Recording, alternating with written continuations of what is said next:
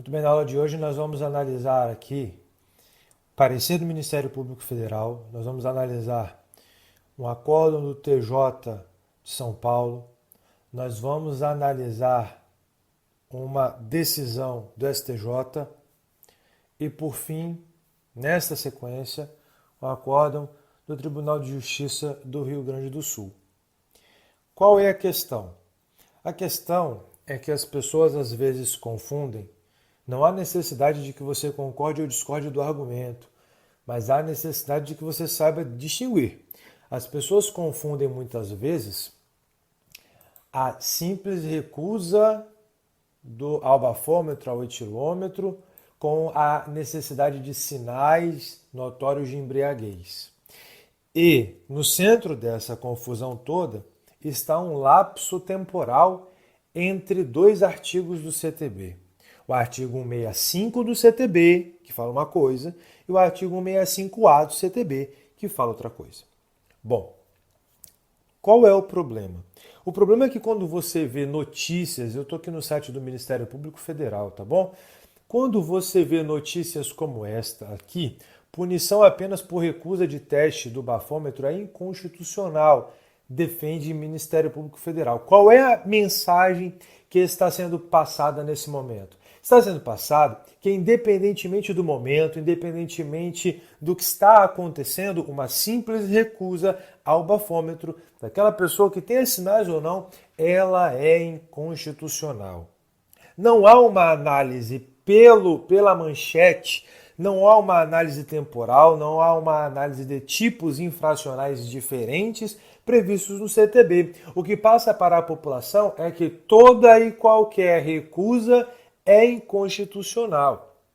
E eu vou te mostrar que, sob o viés desta notícia, que sob o viés desta repercussão feita pelo Ministério Público Federal e também por um acórdão de São Paulo, há necessidade de você parar e pensar qual é o objeto da demanda.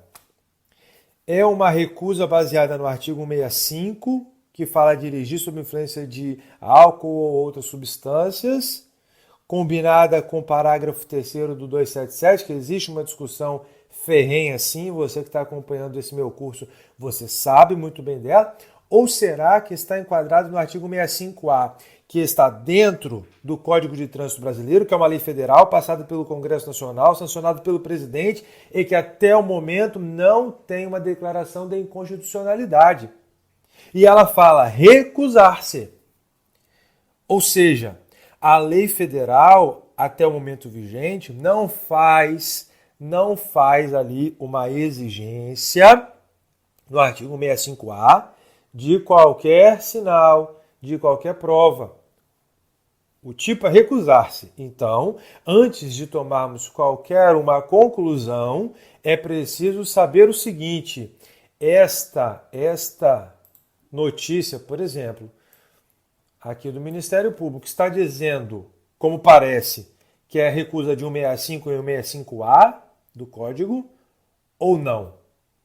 E é para isso que nós vamos estudar agora este ponto. Nós vamos analisar as decisões e nós vamos analisar o parecer, para que você tenha todos os elementos em mãos e tome aí a melhor decisão, o melhor convencimento. Você tem que se convencer diante das informações. Você não pode ir pelo que as pessoas estão falando, pelo que uma manchete está falando, pelo que um site que não sabe o que está escrevendo está falando. Então, para isso que nós vamos analisar agora. Tá bom? Então, vamos lá. Bom, parecer pede que o STJ negue recurso do Detran por não apresentar outras provas além da recusa ao exame de embriaguez. Aí eu só vou ler essa parte aqui porque eu já vou para o parecer, tá bom? A recusa de um condutor em verificar a dosagem de álcool do sangue, conhecida como teste do bafômetro, não pode ser usada por si só para a aplicação da multa e suspensão da carteira de motorista por supostamente dirigir embriagado. O procedimento viola o direito de defesa, que impede que uma pessoa seja forçada a produzir provas contra si mesma Pessoal, atenção com isso aqui, tá? Muita atenção com esse ponto e eu vou aqui combatê-lo juridicamente, tá bom? Eu vou mostrar como que isso aqui é um absurdo jurídico que está escrito aqui, daqui a pouco ainda nessa aula. Essa é a tese defendida pelo Ministério Público Federal ao analisar recurso especial a ser julgado pelo STJ. Tudo bem. A notícia aqui vai seguir falando até um pouco do que está no parecer. Então, para não ser redundante, eu vou direto aqui analisar o parecer com você, na íntegra. Vamos lá. Bom, aqui nós temos o parecer, tá, do Ministério Público Federal. Veja bem, olha o que ele fala aqui na ementa. Recurso especial, infração de trânsito, recusa em realizar teste de alcoolemia, bafômetro. Sanção administrativa, artigo 165 e 277 do CTB. Como eu disse anteriormente, uma manchete que fala: o Ministério Público entende que recusa ao bafômetro é inconstitucional e não analisa o Código de Trânsito por inteiro, ou está remetendo a um artigo específico, que é o artigo 65, que não trata da recusa, isso é leviano. Quando você olha o parecer e sai da mera notícia, você vê que ele está falando do artigo 165 e não do 65A. Temos um problema aqui. Temos um problema sério, tá bom? Então vamos lá, diante disso você já separou na sua cabeça o 65 de um lado, o 65A do outro, e agora a gente continua. Aplicação de multa e de suspensão do direito de dirigir. Vedação à autoincriminação. A primeira coisa que eu vou perguntar para você: infração administrativa por si só é crime? Não. Então, calma lá, Ministério Público também, porque nós vamos analisar isso daqui a pouco. A ausência de prova da embriaguez, parecer no sentido do desprovimento do recurso especial. Trata-se de recurso especial interposto pelo DETRAN do Rio de Janeiro em face do acordo proferido pela 8ª Câmara Civil do Tribunal de Justiça do Rio de Janeiro em decisão cuja ementa se segue. Apelação civil, mandado de segurança, infração de trânsito, recusa em realizar teste de alcoolemia, bafômetro, aplicação de multa e de suspensão do direito de dirigir. Sentença que denegou a segurança e resignação do impetrante, vedação à autoincriminação. O impetrante foi autuado em fiscalização conhecida como lei seca, por estar conduzindo o veículo e ter se negado a realização do teste de alcoolemia, denegada a segurança sob o fundamento de não haver nos autos qualquer prova capaz de elidir a presunção de legalidade e legitimidade de que gozam os atos administrativos, apelou o autor. A recusa em submeter-se ao teste do bafômetro não implica, por si só, em inexorável reconhecimento de estado de embriaguez, sob pena de violação da vedação à autoincriminação, do direito ao silêncio, da ampla defesa e do princípio da presunção de inocência. Não há qualquer menção sequer à tentativa de realização de prova indireta que pudesse atestar o estado de ebriedade do condutor no momento da abordagem.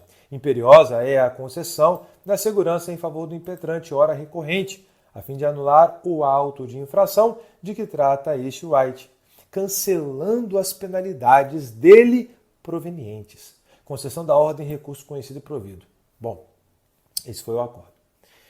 Nas razões recursais, alegou negativa de vigência ao artigo 1022 do Código de Processo 73, artigo 277, parágrafo 3º do Código de Trânsito Brasileiro, sustentando em síntese que a mera recusa em se submeter ao teste de alcoolemia ensejaria a punição administrativa. Como eu disse e vou repetir por muitas vezes nessa aula para você, o foco aqui não está no 165A, está no 165, combinado com 277, parágrafo 3º, tanto é que os advogados do DETRAN do Rio de Janeiro pontuam o quê? Violação ao 277, parágrafo 3º. Se fosse a mera recusa já diante do 165A, pode ter certeza que esse artigo estaria aqui. Continua. Admitido o recurso especial, ascenderam os autos ao STJ e vieram com vista à Procuradoria da República para exame e parecer. É o relatório. Passa-se, então, a opinar. Temos que a pretensão do recorrente não merece ser acolhida conforme os motivos a seguir expostos. A controvérsia em análise versa sobre a consequência administrativa da recusa do condutor de veículo automotor a se submeter ao teste. vulgarmente denominado bafômetro, que permita constatar a ingerência de álcool ou outra substância psicoativa. Conforme bem ressaltou o Tribunal ACO, aspas, a recusa em submeter-se ao teste do etilômetro não importa por si só em reconhecimento de estado de embriaguez, sob pena de violação à vedação à autoincriminação. Veja que tudo está girando na autoincriminação. Atenção para isso.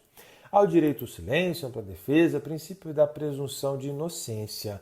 Ok, fecha aspas. Agora vem a parte emblemática deste parecer. Nesse sentido, colaciona-se jurisprudência do STF. Habeas corpus, acabou. Com isso daqui, eu já coloco em xeque este parecer do Ministério Público Federal, porque você não pode confundir a instância administrativa com a instância penal. Então, como é que você vai sustentar a ilegalidade de um ato administrativo com base no âmbito penal? Não tem como. São instâncias diferentes. Então você não precisa mais fazer o processo administrativo. Faz só o penal e a consequência de lá você aplica no administrativo. Se fosse a mesma coisa, seria assim. Ok? Vamos lá. Habeas corpus, constitucional, impossibilidade de se extrair qualquer conclusão desfavorável ao suspeito acusado de praticar crime que não se submeta a exame de dosagem alcoólica. Ninguém está questionando que o crime de dirigir embriagado tem que ser comprovado. E a mera recusa não é suficiente. Ninguém está alegando isso. Ninguém no processo alegou isso.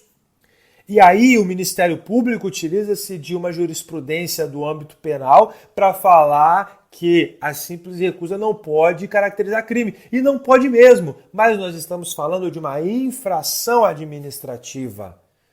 Isso é um erro gravíssimo, gravíssimo. Não pode acontecer. Continua.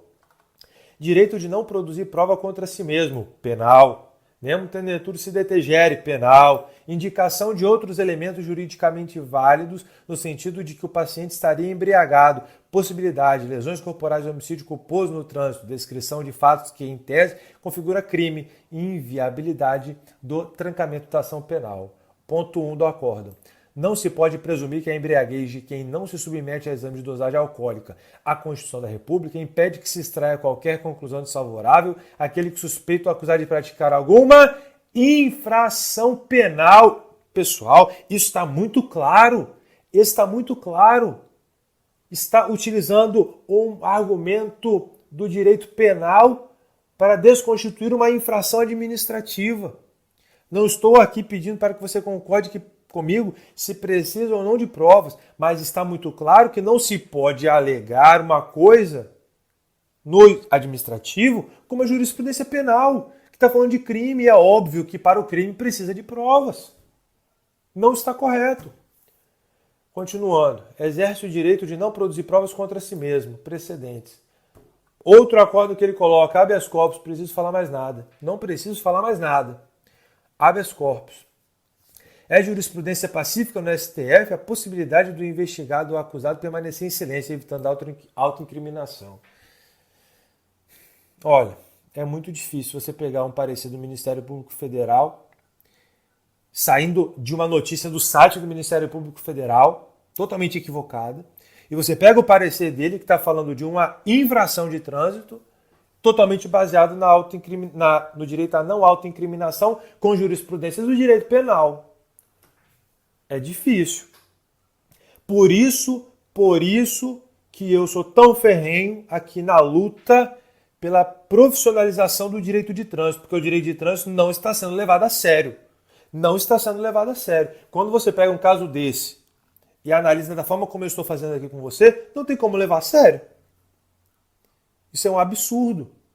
É relegar aqui o direito de trânsito como se nada fosse. Como direito administrativo de trânsito não existisse.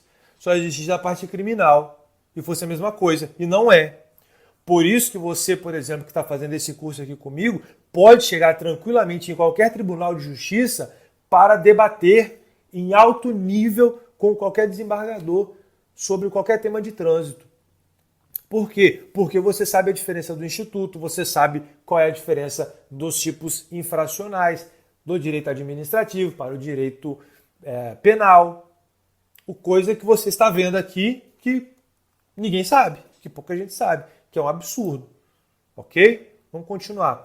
Além disso, se o indivíduo não pode ser compelido a se autoincriminar, crime, a gente está falando de infração, Ministério Público.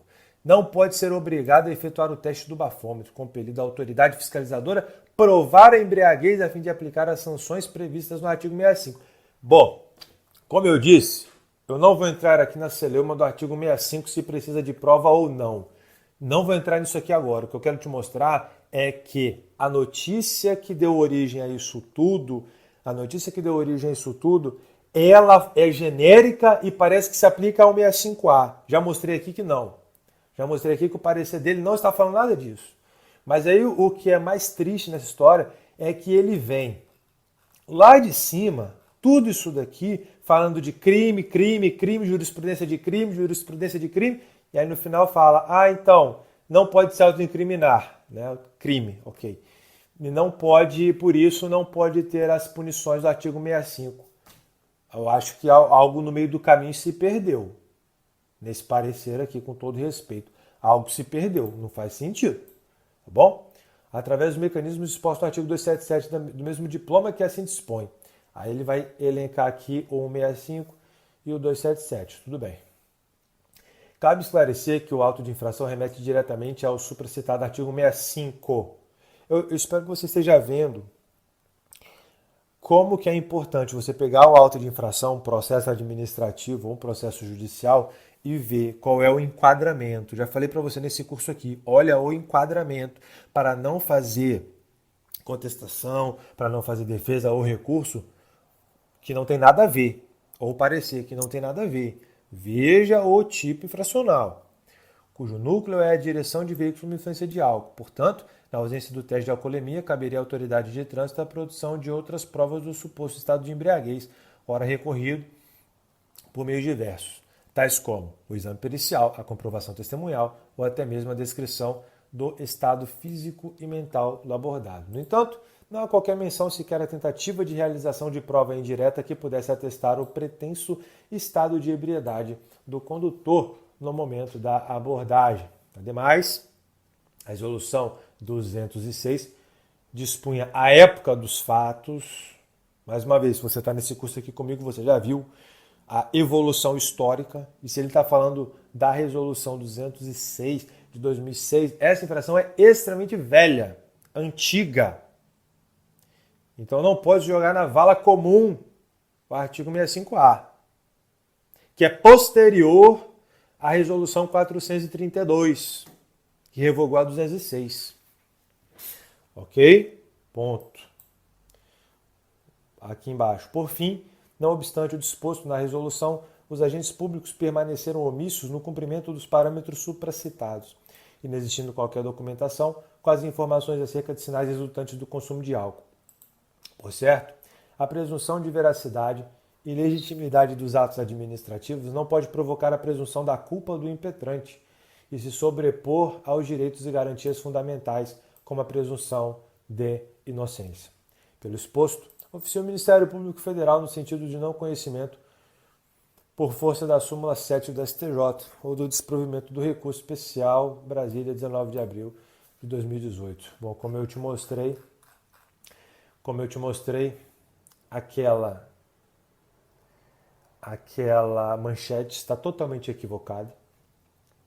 O Ministério Público está se referindo a uma infração do artigo 165, que foi antes de 2013, se está aqui citando a resolução de 2006, e não pode ser enquadrado como se toda e qualquer recusa estivesse equivocada. Volto a dizer, não estou dizendo que concordo ou não, estou dizendo que o parecer dele é do 165 e não toca o 165A. Esse é o primeiro ponto. Agora, eu vou te mostrar, nós vamos estudar, um acórdão do TJ de São Paulo, também recente.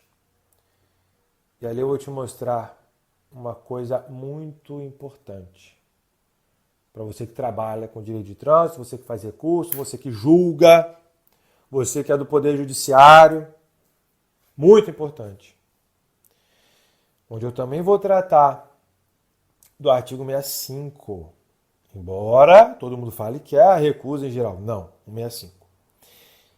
Na sequência, nós vamos ver o que o STJ fala do 165, não é do 65A. O que o STJ, em um acordo, porque não é unânime, claro, não é um posicionamento unânime, mas o que o STJ falou sobre o 165. E depois, por último, eu vou te mostrar um acordo onde existe talvez uma revolução jurídica prestes a acontecer. E ali eu vou falar do 65A. E você não pode perder essa aula de forma alguma. Tudo bem? Então, presta atenção, anote, tire suas conclusões. Porque agora a gente está chegando numa outra fase da lei seca no Brasil, no aspecto administrativo. Então, vamos lá, vamos para a aula 2.